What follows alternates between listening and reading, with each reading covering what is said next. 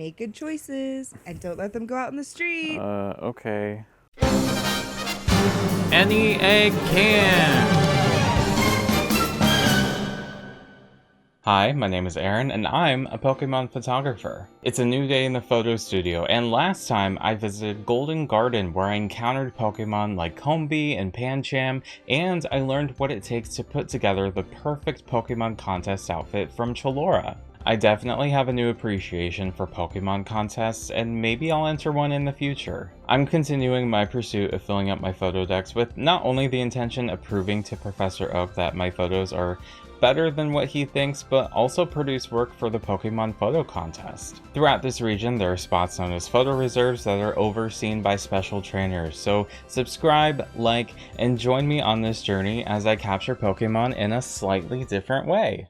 In case you missed out on any of my photos, you can check the playlist in the description to watch all the previous episodes. If you're wanting any of the photos and stickers I've made throughout this series, you can find them all in my shop. This is all part of my monthly mail club where after I take pictures of the Pokemon in each episode, you can receive an envelope every month containing postcards, stickers, and a personal letter from me. You can find out more by checking the link in the description. This time we've been asked by a Pokemon daycare coordinator to learn how to care for and take pictures of the baby Pokemon there, so let's meet up with Elena and see what Pokemon we're meeting today. Hi, I'm Elena, and I'm one of the Pokemon Daycare Center caretakers at Any Egg Can. I help raise Pokemon from when they are babies to when they get bigger. It really just depends on how long their trainers leave them. We are a judgment-free zone, so sometimes we get to watch baby Pokemon for a week, and sometimes, we still have some who are waiting, but they are really helpful partner Pokemon. I help baby Pokemon learn how to play together, so I'll plan events that I think are fun for them to join in and meet different Pokemon from all sorts of backgrounds. When I'm not bringing baby Pokemon together, I'm often trying to bring creators together, whether that be in IRL spaces or online. If we get out from behind the computer, maybe go touch grass, and connect with others, we can see what fun, lasting relationships that we can build that help us kind of get through this really lonely world. Baby Pokemon can be a handful, especially once they learn how to walk, or run, or fly, or levitate, or teleport, or do all sorts of movement goals. And that's why I'm so thankful to have my partner Pokemon Togekiss with me.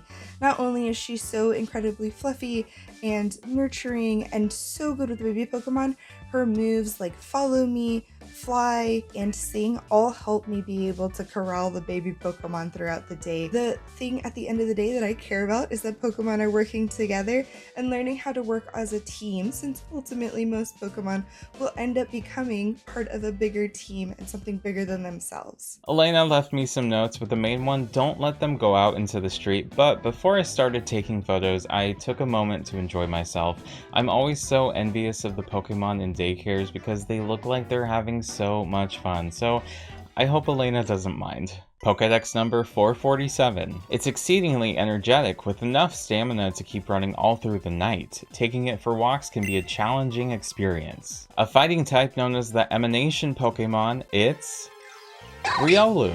As a photographer, sometimes I notice small details that people tend to miss. Speaking of small, Riolu is a baby Pokemon, and as their Pokédex entry mentions how energetic they are, this one probably is going to be a handful. I found them climbing a tree, so I'll get some photo evidence of them doing things they're not supposed to and have Elena deal with them later. Pokédex number 440. Usually, it's a well-behaved Pokemon, but if you take its round rock away, it'll cry and fuss and throw a big old tantrum. A normal type known as the Playhouse Pokemon, it's Happiny. Happiny are small, pink, and cute, so pretty much the perfect Pokemon. They're also really strong from what I've heard. I'm not sure if this daycare knows that they have a sharp metal structure here that Happiny appears to be using as a slide, but I guess Pokemon might need different types of enrichment than humans do. Pokédex number 559. It protects itself with its durable skin. It's thought that this Pokemon will evolve once its skin has completely stretched out. A dark fighting type known as the Shedding Pokemon, it's Scraggy.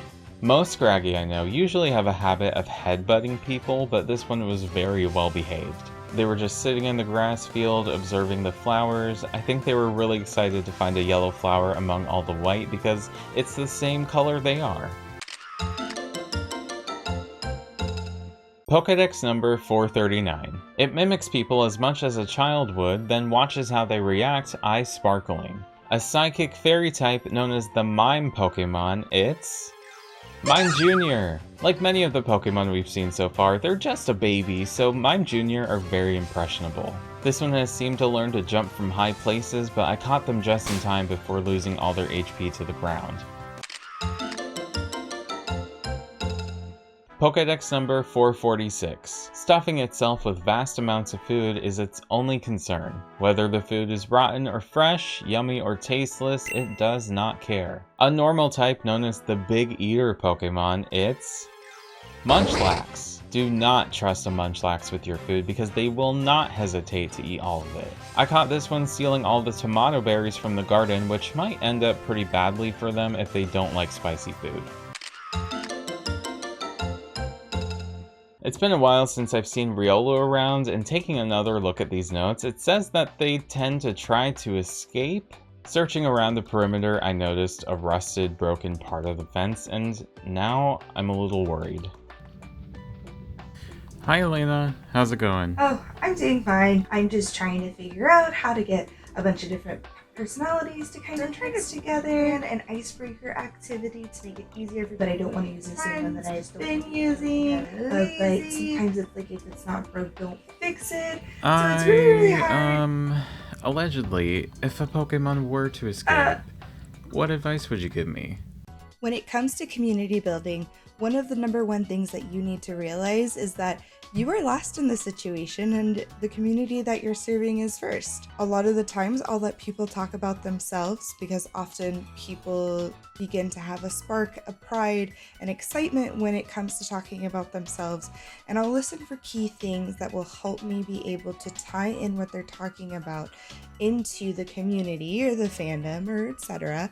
That I'm trying to build to help them feel as if they connect more with it. But ultimately, I just always kind of try and continue to put at the front of my mind, what does the community need? What would it want? And how would this help empower them to go forward and continue to create or continue to want to collaborate with people or connect with people and take pride in what they do. So that's kind of my tidbits when it comes to community managing and community engagement. It's more about the people than it is about yourself. Sounds good. Thanks, bye. Just outside the fence, I find Riolu in the middle of the road. They're responsibly using a crosswalk, but I'm pretty sure they didn't look both ways. And now, I think I hear a motorcycle speeding down the road. Pokédex number 1008. It was given its name by the professor who discovered it. Its ecology and other details are unknown. An electric dragon type known as the Paradox Pokemon, it's Miraidon. Riolu is about to get run over, and I'm about to get into a lot of trouble.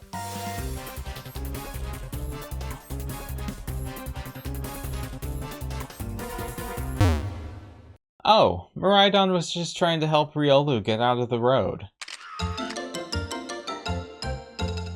Now, let's head back to the photo studio. Today's lesson is a little different because I want to highlight a part of producing my postcards and stickers, which is how I draw Pokemon. I'd also like to create an accessible activity for everyone to follow because all you really need is something to write with, so follow along as we learn how to draw Scraggy. I always start by gathering some sort of visual reference of the Pokemon, so we'll place this image of Scraggy on the screen. Step 1, draw a circle. This isn't a perfect circle because Scraggy's head is more on the oval side.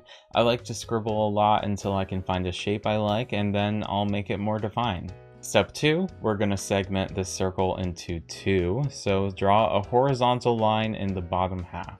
Step 3, draw 2 large circles, each one for their eyes, and then add a filled-in oval inside each one for their pupil. Step 4, add a half circle just above the line we made to segment, then add 2 vertical lines within the half circle to make their teeth. Step 5, in between the eyes and right above the mouth, add 2 filled in circles for Scraggy's nose. Step 6, at the top of their head, we're going to draw some sort of flared out cylinder shape to represent whatever that red thing is. Does anyone know? And now you've drawn Scraggy's head.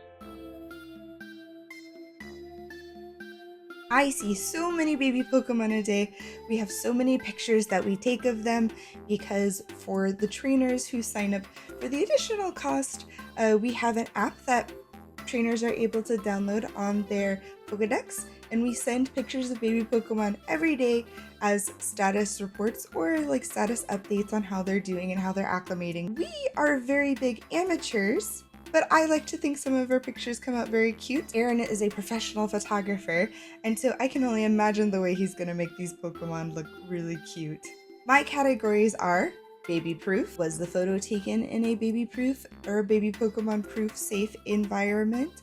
Was there any chance of them being able to be harmed? Baby fun time. How much fun the baby Pokemon looks like they're having in the photo shoot, because that's ultimately what's really important. And nap time readiness. Do they look like they're gonna be tuckered out after this activity and ready for naps? Because that's so important for a baby Pokemon's development. Our first buddy that we have is Riolu. Riolu likes to get into all sorts of mischief. I think it's really funny whenever they're running away and I can't catch them, so then I have to have Togekiss go and get him. It looks like he scrambled up a tree in this particular picture, but he still looks super cute. In regards to a baby proof scale, I would give this a 2 out of 5 stars, just because I don't know how tall that tree is or how high up he climbed, but it's okay. I trust Aaron was able to get him down safely. Baby fun time. I think that Riolu had a lot of fun trying to run away or scramble up the tree. So I give this a 3 out of 5 star rating. I think this is a 4 out of 5 star nap time readiness score because Riolu sometimes forgets that he's scared of heights, that he gets himself all worked up. By the time he's done, he just falls asleep in your arms. Happini is one of our lovely babies who just loves to be around people. She's happy if she's included or if she's able to sit in the room amongst all the chaos of the other baby Pokemon. She's having a good time as long as everyone else is having a good time. For baby proof score, I would say this is probably a 3 out of 5. Just because she isn't too high up off the ground. She just looks like she's having a good time. For a baby fun time score rating, I think it's a 4 out of 5 just because the little smile on her face shows that she's just really happy to be there and be there with everyone. Nap time readiness, I think that's a 1 out of 5 score just because she's just sitting there watching. She's not really exerting herself. That's fine because she's happy where she wants to be. We'll just need a little extra help from Togekiss later on. Oh, Scraggy is so precious. Scraggy is one of those baby Pokemon that we have that likes to act really tough, but actually has a big, soft, sensitive side to him. As you can see in this picture of him lounging in a field of flowers, he's right where he wants to be. In regards to baby proof score, I would say that this is a 4 out of 5 rating, mainly because Scraggy sometimes has a little bit of a reaction to the grass outside. Baby fun time, I think that this is a 4 out of 5 as well. Scraggy's right where he wants to be amongst the flowers, smelling how good that they smell, and just basking in the sun. In regards to nap time readiness, I would also give this a 3 out of 5 because it can go either way. Either Scraggy's gonna feel so relaxed, just so ready for a nap from relaxing in those flowers, or he's not gonna be tired at all and we'll need some help from Togekiss, but overall, I think it's a 3 out of 5 for nap time readiness. We love Mime Jr. Mime Jr. is the class clown. She really does live up to that name, aside from very obvious reasons, but it's because she's always telling jokes. She's doing tricks to try and get the other baby Pokemon to smile.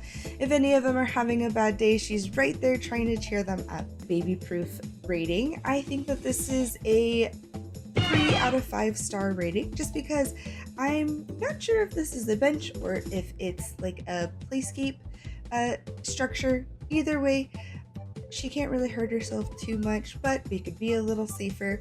For baby fun time, it looks like she's playing a little peekaboo and she's having a good time. So I will also give this a 3 out of 5 star rating. And then for nap time readiness, Mime Jr. is always one of the harder ones to get to sleep, but once she sleeps and she falls pretty hard, she is knocked out, and it takes us a little bit to get her up. But in regards to nap time readiness, I'll give this a 4 out of 5 because climbing up on things can sometimes take quite a bit of energy out of a Pokemon. Here we have Munchlax, who is a little rambunctious, and that's just because we have to remind him to share the snacks and that we need to have enough for everyone. He gets along well with everyone though, and really tries hard not to eat more than he can or more than his share, so that way the other babies can have some. In regards to baby proof, I would give this a 4 out of 5 stars. Doesn't look like Munchlax is too high off the ground or around anything that can really hurt them, but might get poked by the bush in the back, but he's fine. The blubber on the Munchlax really helps with that insulation and making them not feel hurt, so he's pretty safe. In regards to baby fun time, I think Munchlax is right where he wants to be, so I'm going to give this a 5 out of 5 stars because he's just looking like he is so excited to eat those tomatoes.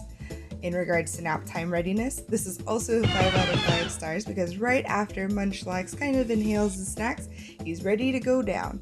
So overall, looks like he's having a really great time. And then our last photo is Miraidon? Miraidon's not on the... Well, you know, they're still in the roster of photos. Baby proof. I would give this score 1 star out of 5 because they're right near a tire, and I don't know if this tire is about to move or if they're parked. But either way, not a safe space for a baby Pokemon, or I guess maybe even a Pokemon of any age. Baby fun time. Miraidon's not really a baby Pokemon, but in regards to fun time score, I would probably say 4 out of 5. Miraidon's got those wheels, and I think it looks like they're having fun pretending they're right alongside the car or playing alongside the car. So who am I to judge if that's what they really like? Nap time readiness, Miraidon is always on the go and ready to go. So I guess maybe a 3 out of 5. I'm not quite sure what their sleepiness level is after playing around cars all day, but I have to imagine there has to be some of it there. If I were to pick a photo of one of these Pokemon in the photo set, I would pick the photo of Munchlax. Overall, I just think it's a really cute picture, and he looks like he's having so much fun while being safe and being ready for a nap afterwards. Those tomatoes look so delicious and really, really stand out against his really beautiful coat. So that would be the one I would have to submit. Thank you, Erin, for stopping by the Any Egg Can Daycare Center and seeing the babies and watching them for a little bit so I can get a little rest too. I think you're going to do really great on your Pokemon photography journey, and that any Pokemon that you photograph are going to just love the way they look in those photos, and I bet their trainers are going to love them too. Thank you for the spark that you bring to those photos and that you capture in those Pokemon's lives. Photodex review. This time we've added a bunch of baby Pokemon to the deck, so let's see where we're at now. We've added Riolu, Happiny, Scraggy, Mime Jr., Munchlax, and Miraidon. Thank you to Elena for trusting me with the Pokemon at Any Egg Can, but I'm not sure I want to go through that stress again. If you've reached this point and you like what you saw here today, make sure to press the like button to let Professor Oak know that you like my photos. If you're wanting any of the photos from today's adventure or a previous one, you can find them in my shop along with the sticker sheets I've made for each episode. Check the description for links to my shop and mail club, Elena, and tag me in your photos if you also decide to get out into the wild grass. Next time,